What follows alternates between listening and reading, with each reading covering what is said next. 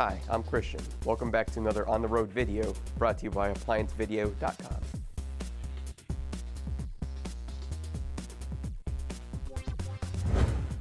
Today we're working on an Amana freestanding range, and the customer's complaint is that it's taking forever to preheat for the bake and they are smelling a gas smell. So I already have diagnosed that the igniter is what technicians will refer to as a weak igniter.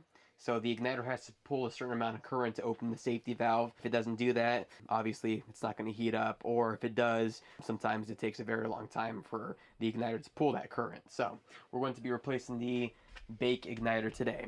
Stop. Before beginning any repair, always be sure to disconnect the power to the appliance.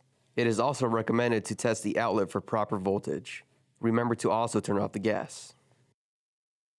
The tools you will need to complete this repair are a pair of wire strippers, 2 ceramic wire nuts, a Phillips style screwdriver, or a Phillips style bit incorporated with the drill. The first step is to open the oven door. Just crack it open just like that, and we want to go ahead and remove the door so we can gain access to the igniter area. So just pull straight up on the door. It can be a little heavy, and set it aside. Once the oven door has been set aside, we want to go ahead and remove these racks. Just pull straight out and up at an angle to remove them.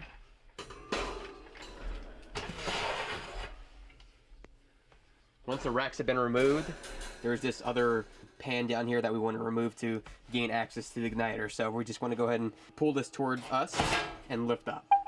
As you can see, there's 2 tabs that slide in the back. So that's why we did pull towards up and lift up. Next step I'm going to do is remove the 2 Phillips style screws that are securing the igniter in place. So it doesn't matter what order you take them out in, as long as you do hold on to them, because we will need them later to re-secure the new igniter.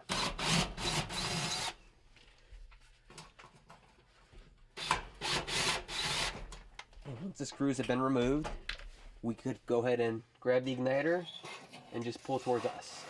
Alright, so now that we have the igniter pulled out, we want to go ahead and remove the igniter from the wire nuts. So the power is off. Just go ahead and turn the wire nuts to remove them. And just pull the 2 wires away from each other to disconnect them. Now we're ready to install the new igniter here.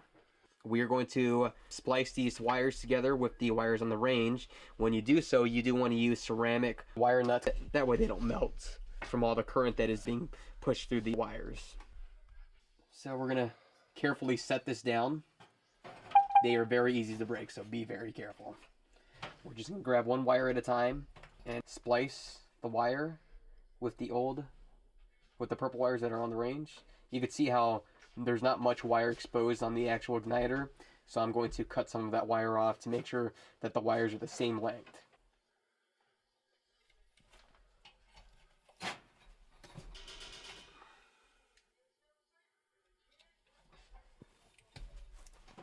It doesn't matter what wire goes to where, it's just completing a circuit. So it doesn't matter if you flop the wires or get them mixed up. It doesn't matter as long as they're making a good connection. When you use ceramic wire nuts, make sure you don't use any electrical tape.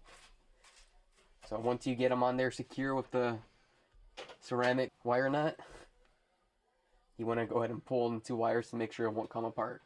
And that way you know it's seated in the wire nut correctly. So now that the wires are connected, we're going to go ahead and just push these wires back through carefully, and the rest of the wire.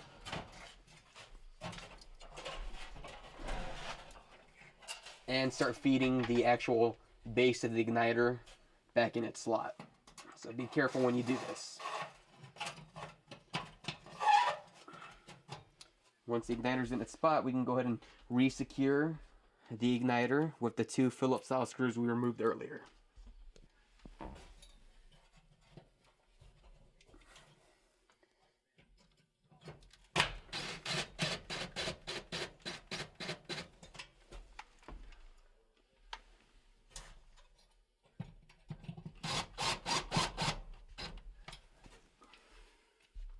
So once the new igniter has been installed, before you put everything back together, you're going to want to go ahead and reconnect the power and then just turn on the oven to bake to make sure everything is okay.